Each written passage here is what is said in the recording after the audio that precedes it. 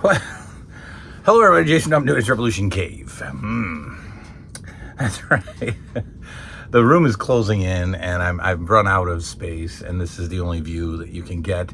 And of course, the whole entire house is sick because that's just what we do. So I've got this throat thing going on, cold, whatever. I'm the last one in the house to feel crappy. I think it started on vacation. Whatever. We got a little power hour here, where you, the beloved friend of the channel, gets to ask the questions that I will answer. Usually they're questions that are, they range from hard-hitting personal questions to, who's your favorite wrestler type questions. And I love all of them in between. If you want to be a part of the show, we only have 2 more batches of questions after this. If you want to be a part of the show and keep it going in the new year, send the questions. Lots of different ways to send them, multiple different emails. If you happen to be friends with me on the Facebook, you can send me a messenger. If you want to email your questions, there's a couple of email addresses. You can do it at jasonnup76@gmail.com or jason_nup@yahoo.com. Multiple different options for you. Because the room has been full, I haven't made any videos in the last couple of days. We are going to vlog Christmas Eve for the first time ever. I thought about doing Christmas Day too, but everything kind of dies on Christmas Day after presents are opened, and I'm usually moody as I have to put away all the wrapping paper and things like that. So we'll vlog Christmas Eve from start to finish, which will be fun. I've never done that on the channel. So that'll probably be the next video you see, Christmas Eve vlog. And I wish, and I know he's watching, I wish that Stephen Brown would vlog his Christmas Eve, because I miss the beefcake. I miss his vlogs. As simple as they were, and in his opinion, as boring as they were, not true. I miss them, and I'd love to see a Stephen Brown beefcake Christmas Eve vlog. All right. New Year has some fun stuff coming in the channel, including repetition. The channel will return to full steam in the new year with dailies.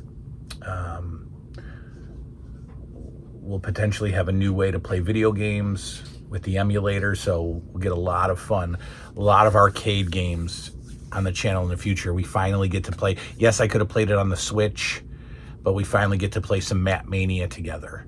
That'll be great. Some Double Dragon together. Arcade version. The Simpsons, hopefully. I don't know. Arcade version. WrestleFest. Arcade version on, hey, you want to play some video games. Displays proudly set up in the new year, and just onward and upward. So the power hour. Usually I read the questions are on my phone. Usually I take a photo of the questions on another person's phone and bring it down here and read the questions off to you, because they're all on my phone. But guess what? Everybody else's phone in the house is dead. How exciting is that?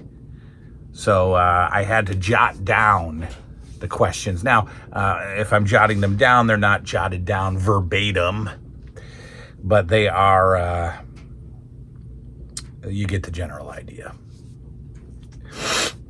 And when my voice goes like this, I drive around and I do I'll do Randy Savage, not like calm Randy Savage was, well, I'll tell you, that's a tough question. That is a good one. Macho Man didn't really think about that one. I do that, and then it's easy to do a Jesse when your voice is a little messed up. You've heard it before. It's okay. All right, my friend Doc Brown, ladies and gentlemen, I assume from the past or the future, I don't know. Doc Brown wants to know if I saw the movie Funhouse. the horror movie Funhouse from 1981? And the very simple answer to that is no, I have not. For a while, it sat in my Amazon want list, but the Blu-ray always hovered around $30, so I never got it. Because I didn't want to blind buy something. So I'd like to see it. I hear it's pretty good. I hear it's slasher. I don't know if it's on any streaming services that I have, but I'd like to check it out. He also wants to know if I've seen any recent horror movies within the last 5 years. I assume he means movies made within the last few years instead of classic vintage 80s horror. And I've seen some. I've seen some of those. I don't have all the titles ready to rattle off for you, but for a while there, I was buying the Shudder releases that Walmart would put out on DVD for $5 or $10. I would buy those. Some of those were good. Others, like Dash Cam, are horrendous. Heredity is obviously great. A great movie, Heredity. If you haven't seen that, it's got Toni Collette in it, and I'm not usually a Toni Collette fan. She just bothers me. But Heredity was fantastic. Or it's Hereditary. I don't know which one it is. It's either Heredity or Hereditary. What else newer have I seen? I did try watching Terrifier just to say I did, and I got turned off pretty quickly. It was Terrifier 1. I don't know. I don't know if I'll watch it. It just seems like just stupid. I like the Terrifier character. I like his mannerisms. But, I don't know. It's not my genre of horror, over-the-top, graphic, gruesome kills. What else have I seen?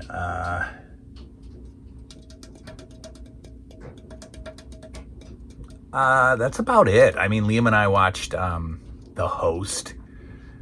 Again, I've seen The Host or Host. I'm not sure. It's on Shudder. It was made during COVID, so it's on. It's a Zoom movie, which is actually pretty cool. And I started to really like that style of movie, like the social media type movies. Unfriended. I was going to say It Follows, but Follows is a good one. Follows. I just love all those YouTuber needs more views, so he goes and does something scary and gets killed. I'm starting to like those kinds of movies. Have I been to the movie theater lately? Yes and no. If I don't ever step foot in a movie theater again, I'll be okay with that. I hate movie theaters. And probably the number one reason is because I hate people, and people ruin everything. So if I go to a movie theater, there's people there. And because it's me, those people will all be on their cell phones. They will all be laughing and throwing popcorn and fighting. And that will just happen to me. So I hate how people have zero ability to be respectful and sit and shut up during a movie. I hate people who come in 15 minutes late. I'll be distracted by everything. You're in the dark and you see somebody's phone on and I just can't do it. I can't do it. I become enraged and I just don't do it. So no, I have not been to a movie theater. However, we do go to the drive-in a few times during the summer, usually for kids' movies, Minions and things like that. So yes, I've been to the movies. It's a drive-in, and I'm still irritated at a drive-in for multiple different reasons. Because lots of people bring their kids to the drive-in, and they sit outside, and the kids run around and talk the whole time. Somebody's lights are always on in the car. People are always getting in and out of their car to go get snacks. I don't like doing things with people because they're going to mess it up. So there you go. He wants to know if I have a wrestling bucket list, and I assume he means either maybe getting something or seeing something wrestling related. And I'll take the seeing something route. I mean, I do still, and so for future plans of the channel, I guess a bucket list item would be a shoot interview host. I want to do that badly, but I don't, because I've had multiple opportunities to interview some people and I just pull out, or we just don't schedule it because I don't schedule it. They're ready to go. Yeah, shoot me a date. I don't do it. And a couple of the names were sort of, I mean, they were children of wrestlers. I had a couple opportunities to interview a couple of kids of wrestlers, adult kids, and then one in the genre that I wanted to. He was a preliminary WWF star in our childhood, wrestled on TV, a jobber if you want.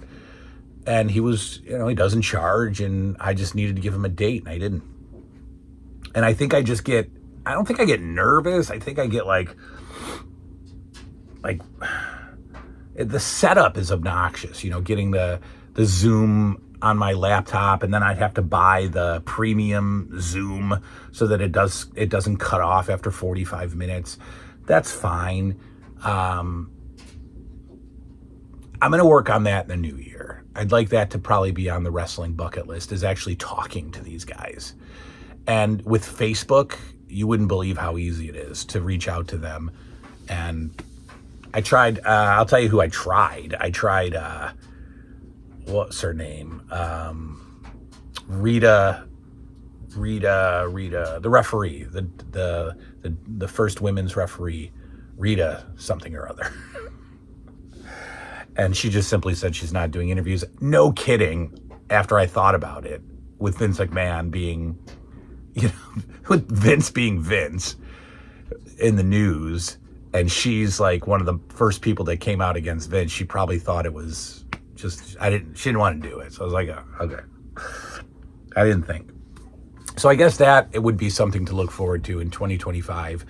I am going to do it. I am going to push myself to do it. I should just buy the Zoom package so that I have it and just do it. And I've got a good enough backdrop for it. I just want to do it. I want to do more interviews.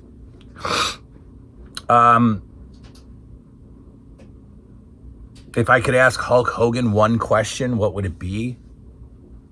I don't know. Hogan's a tough one because he's a liar. All of his stories are lies. I don't know. Probably something goofy. Like, did Vince give you your LJN when you were, in 85? Did you get a package of it? Did you get to bring it home to your kids? Did you get your own tag team 2-pack with Hillbilly Jim? Like, are you presented your own figures? Because if I ask him something real, you never know what you're going to get. He wants to know if I would sell my 1984 carded Hulk Hogan with autograph. Or what would I sell it for? If I were to sell it, which I'm not, it's not that, it's damaged. It fell off the shelf several years ago and the bubble broke off. So it's junk to people. I just stuck the bubble back on and set it on a shelf. So I really wouldn't sell it for anything because it's broken. I've seen, autographed, I think it was a first 5, so it was a very, it was an early copy of the card with only 5 figures on the back. I've seen those go for $1,500. Hogan's selling a card at Hasbro for $1,000 if you're interested in that. Do I still have the motivation and the desire to write a book? Yes, and I'd like to do that in 2025 also. I have started it. I have chapters written, but it's not this. It's different. It's hard for me to sit down and type and put it into words on paper, and it's just not flowing as smoothly as I'd like. So I might work on it in 2025 and put it together. What I'm also realizing is it might not be huge, right? It might not be 300 pages, which is fine. It might be a 90-page book, like a little soft cover book. That's cool. That's great. You guys are the only ones going to buy it, so who cares? One regret in life or one change that I would make. That's always a tough question because, I'm under the belief that, I'm of the belief that if you turn left instead of turning right 30 years ago, you're going to disrupt the entire flow of your existence. And sure, I could make a lot of statements about changes or things that I wish it happened or didn't happen. Obviously, I'd start with my parents' divorce. Wish that didn't happen. But if that didn't happen, my children wouldn't be here today. You'd be like, what? What do you mean? They might be, no, they wouldn't be. They wouldn't be because everything they got, I met their mother in my second semester of MCC, which is a community college here, when I was 23. There's no way that would have been my course of action. There's just not, so had my parents stayed together, my kids wouldn't be here today. So I don't like to do regret or changes. Regrets, I wish that I had started saving for retirement a lot earlier than I am now. I really wish that I had been like, all right, I want to retire when I'm 50, which might not have been possible with low salaries in your 20s. You gotta be realistic. But I wish that I had, if I started saving even very meagerly in my 20s and 30s, I probably would have gone into this period saving aggressively with $200,000 or $300,000, $400,000, and then adding to that, or maybe more. I mean, who knows? But I wish that I had saved early for retirement. Who do I turn to for advice? Many of you know that I am I'm in the mental health field. I have a mental health practice. That's my children fighting.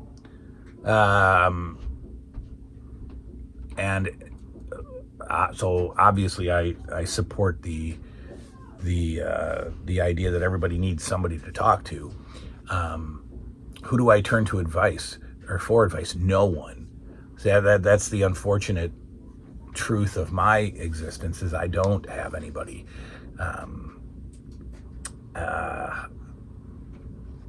I easily could see a therapist in the new year and just sit, but I would be the kind of person that just sits for an hour and talks the whole time. And they could just read a book while I'm talking because I just need to vent. So I might do that in the new year, but I don't have anybody to get advice from. I have my dad, but it's not. I don't always go to my dad for advice. So I don't really have anyone.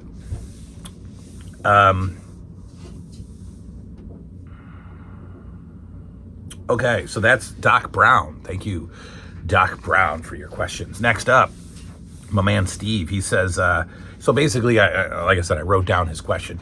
When I sold my LJN figures back when I was about 20. No, I was a little older than that. About 21. Let's say 21 and a half, almost 22. I sold the LJNs because I wanted to go out with my friends. And my friends were going out for a night on the town. And I thought, I need some drinking money. So I packed up all the LJNs that I had, which was a lot. And I sold them. And I got $250 for them. And went out. Mm-hmm. Well, so he wants to know what happened after I sold them and how quickly did I begin recollecting them, and were there any good stories about recollecting. So I've recollected them twice. I started recollecting them almost immediately. My friend, who was a couple of years older than me and well established, he was married. He was a stepdad. and he was like my best friend at the time. And I would always go over his place. I mean, I'm living back with my grandparents at this time. Like, I failed out on my own in an apartment, living back with my grandparents, working but minimally, not in school yet. I think I'm back at the mall. Yeah, I'm back at the mall with my friend. He was a store manager. I was his assistant manager. I'd go over his place at night and we would play Sega Genesis like all night long. We would drink Coors Light. And eventually we would start playing a computer game called You Don't Know Jack. And it's a very early computer game, like trivia, fun, so fun. We'd laugh about it. We'd laugh our heads off.